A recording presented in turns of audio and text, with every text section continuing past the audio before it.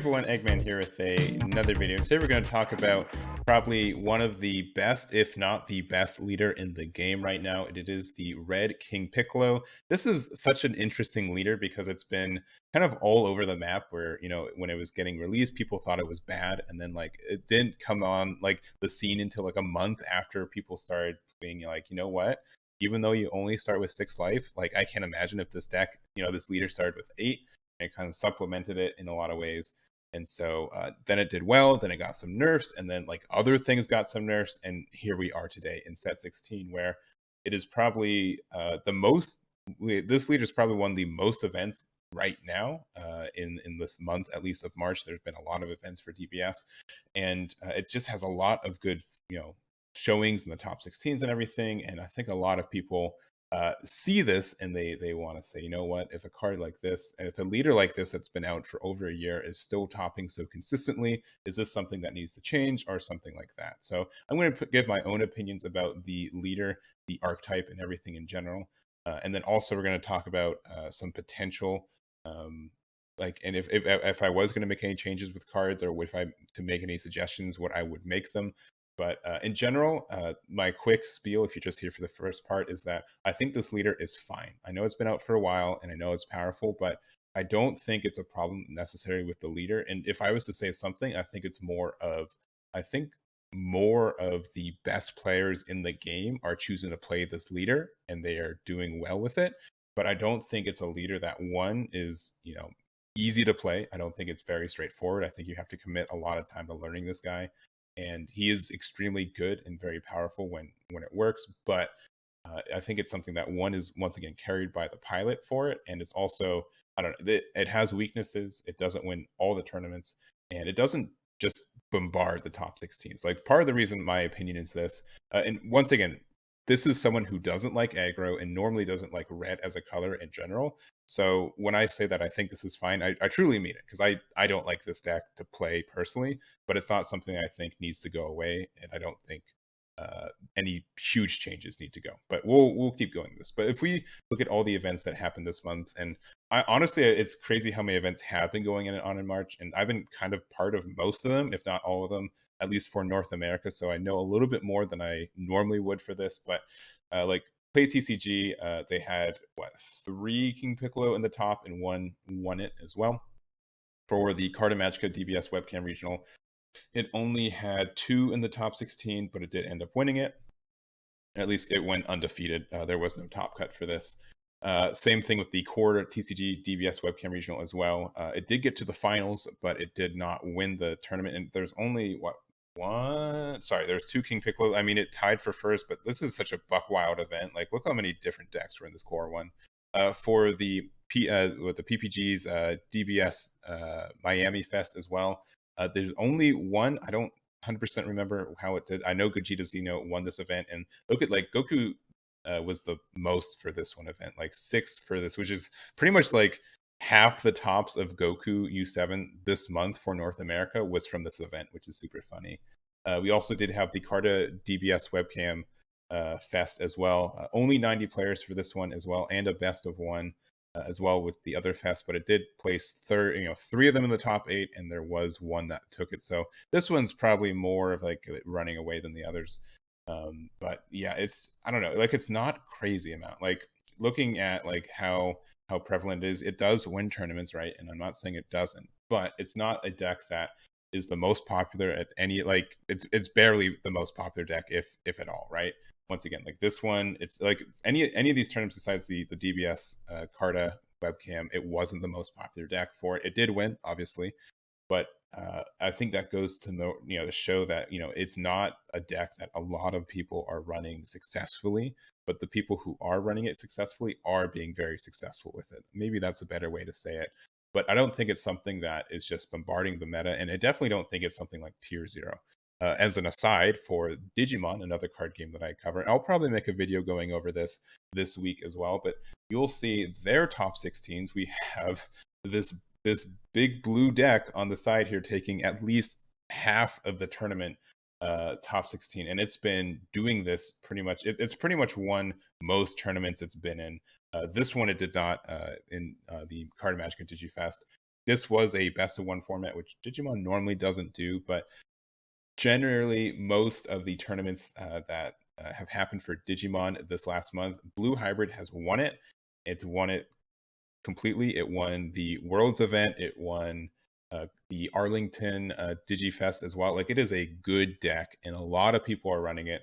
And this is something where I think there's a problem, right? When over half of the, or at least half of the top 16 or top cut is running the deck, and it's consistent through events for the month, I think this is where something you might want to make some changes with.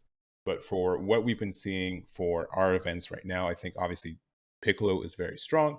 I think people are carrying the leader as much as it's being carried by them, and everything else. Like, it's just, I don't know. I don't have any qualms. Obviously, I don't like losing. I don't like losing against it specifically, and there are some obnoxious things with it. But I think what it does more is it abuses cards that are already obnoxious, and less of, I don't know. It's gone through a couple of erratas, and at this point, I don't know of a clean errata for it that doesn't just like start undermining the effects of the deck itself, right? I mean, if you guys want it gone, right, we can have it gone. And we're just going to talk about the cards in general right now. So here's Marcel Russell's first place list that he took for Cardimagico. Went undefeated with this list all day, and obviously Marcel is a fantastic player who definitely knows how aggro decks work in the first place. So he definitely knows how to pilot a deck like this, and this kind of this play style for it. So going over the deck, something that this deck does well is that it does do a lot of free plays. And so, like, something that I thought, and I don't think this comes up enough, but if you have a way to, you know, you can only play one card from your life per turn. Like, if there's like a hard limit on the leader to do that, maybe that would be okay. And obviously, something this deck does that's obnoxious, that also Gogeta Xeno does, is that it's able to play a lot of bodies for free with very little consequence, right? And that's why it's very good at being aggressive. And something else is that this deck is able to be aggressive without also taking its life, right? Of course, its life is a resource. Of course, it starts at 6, but you do get like the recovery when you do play, when you do awaken, and you do gain some extra benefits from that. So I don't know. I think that's something to consider. Maybe like the two kind of hits that this deck got is that it got Drum to 1, and this card is pretty obnoxious. I think this is what carried it for a little bit, not like too much, but just being able to have a barrier blocker that could give something minus 10k when it's like this. This is just so good. Like, either this had to be unique, or this has to be like limited to 1. So I'm fine with this. I think this is a fantastic card, and I can't imagine, like, if this was around right now, I'd be complaining, because I think it's so good. It's a barrier block. Like, one of these effects are good. Having both of them on a free play body is very obnoxious. We also do have the King Piccolo, the new ruler. This has been like a not fun card for a lot of people. Something that, like, a free play that has double strike is obnoxious as well. And I think, like, one of the big things specifically about this list is that if you're going in for your kill turn, you can potentially play 3 cards for free without any resources, right? The idea is that you can, if you have your unison up, which once again is probably one of the best unisons in the game right now, so he's probably going to be up and healthy, is that you play the King Piccolo for free. It has 20k double strike, can't be blocked, good.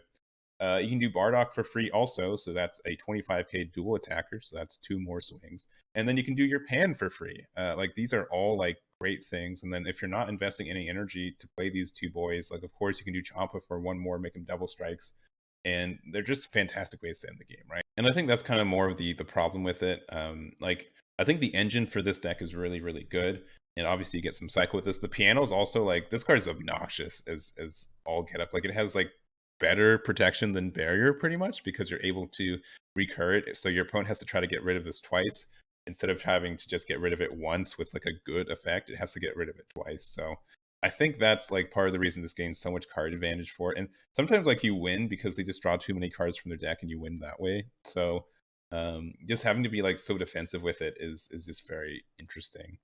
I think this Vegeta also, this card being discovered helped the deck out too. Like, this has been out for a while, and then people decide, you know what, this came out in 2020, but let's tail end of 2021, let's add this card, and like, it's fantastic. Like, it's very funny to me that this was under the radar for so long, and then it, like, people started adding it because it's honestly very, very good. This Piccolo Jr. King Scion, this is just a stupid card. I'll say it outright. Like, maybe maybe this is a card we might want to start dealing with. But being able to play a 20k double strike for free on a counterattack is crazy. Like maybe if this counterattack didn't negate the attack and you just got to play this, you'd be fine.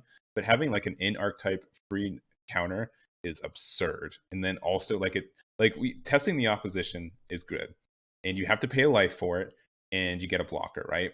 That's the trade-off, right? This card is free. This also isn't as dead in hand because you can always do it as a 10k combo. It's blocker. It has double strike. Like this is just, I don't know. I think this is just an obnoxious card for the archetype, and maybe probably I don't want to say it's the most broken card in the archetype, but it's like the most unfair card in my mind of the archetype. I think it's fantastic and helps carry a lot of it. So I don't know. Maybe do something with King Scion. Maybe limit it to 1. I don't think you need it at 4. No one's using the actual archetype with this anyways. Like the most evolve you go into is the Time to Fight, which lets you find any card in your deck, which means more or less any card in your deck, which means even though drum's at 1, you can just easily find it with your card, or you can find a super combo, or you can find like, I don't know if like banning this card's the play, but like, and because there's other super combos obviously, but just how like searchable and reliable a super combo like this is, and an archetype that can find it and combo with it from life is a little obnoxious too. I don't know, like this card is from BT8, which means that it wasn't thought of when this, like it wasn't like as printed at the same time. So I don't know. Obviously you can just do the Raditz unis or super combo as well, but maybe this is something that gain like a little bit less advantage. I don't know. I don't know. There's just so much advantage you get from this, but there's not like a big boogeyman card a lot of the time. I mean, I don't think a lot of people would be upset with New Ruler getting banned. I wouldn't be, but like I know it's like a card that you can win the game with. So I also don't think people would be happy with SS4 Bardock being banned, but I think this card is just obnoxious for what it is. It's just such a good game ender, and like every deck runs it, which means in my mind that's a bit of a problem. But I don't know. Like Pan's also like great, and I don't think they it has to be super broken for the errata. So I don't think they're going to ban or errata Pan. But you know, if this permanent is only on your opponent's turn, that would make it function the way it's is geared to, without having to like like just having to be able to play a 40k beat stick for nothing is crazy. So I don't think there's really anything else. Like obviously this unison, a lot of people just want the auto to be once per turn. I think like maybe like the auto could like you have to remove a marker for it to activate too. That could be something that's makes it a little bit on key, but they also just reprinted it like 2 times this month, so they're probably not going to be doing that. They're probably fine with what it is. We're probably going to have to live with the card for a while. I don't know. I think the deck is good. I think it's in a good spot. There's obviously a lot that it can happen and can play with. I don't think it's unbeatable in any way either, and I think that a lot of people play this deck and are successful with it, but I think the people who do that are successful with any deck they play with anyways. And I don't think it's something that, if this was consistently taking half of the top 16s, or it does make it to a lot of finals, I'm not going to deny that, but it's not to a point where I think it's just a strong deck. I think it's a strong deck, but I don't think it's strong by too much. I think it's beatable, and that's it. I don't know. There's just a little bit of uninteraction with it, but not crazy. I'm just rambling at this point, really. I don't really have a good fix for this, and that's why I don't know. But I don't think there needs to be a super good fix for it. I don't think anything needs to change. If my hot takes are either ban this super combo because it's just like takes advantage of this leader, maybe set this to 1 too, like this is obnoxious, and maybe ban King Piccolo. If there's like a permanent on like the leader that says you can only play 1 card from your life per turn, I guess it's not from life. You'd have to be like you can only play like 1 card that was comboed from your life per turn, something like that. Then like because you can't add like a limit to all these effects because they're different name cards, and I don't think you're playing like 2 cards from your life too many times per turn either. But just having some kind of floodgate to prevent your opponent from playing a bunch of copies of cards from your deck at the same time. So either that or just like add an energy cost to it too, which would just probably make the deck not playable anymore. So that's something like the old Dark Broly attempt, like, oh, we'll just add an energy cost to it, and then no one plays a deck ever again. So I don't like that approach. I don't like permanently banning someone's deck, either by actually banning like perhaps the Self Surge leader, or by making it functionally banned like the Higher Dragon leader. But it's also very difficult to make a middling ban or errata or change without swinging it one way or the other. So I don't know. That's kind of my opinions. We've been rambling for a bit, but I think it's fine. I want your guys' opinion with it too. I don't think it's in a spot where it's crazily bad. Once again, like blue hybrid is so good in Digimon right now. This is an actual problem. I'll probably make a video on this tomorrow, but it's nothing like that. It's approaching it, but it's not there, and I don't think it's an issue. And I think honestly, we're in a really good meta where a lot of decks are really viable, and it's going to be interesting to see if there's any changes. I don't think there will be. And we'll see what happens with BT17 because that's being announced right now. But that's going to be it for me. Thank you guys so much for watching. I'll catch you all next time. Damn it.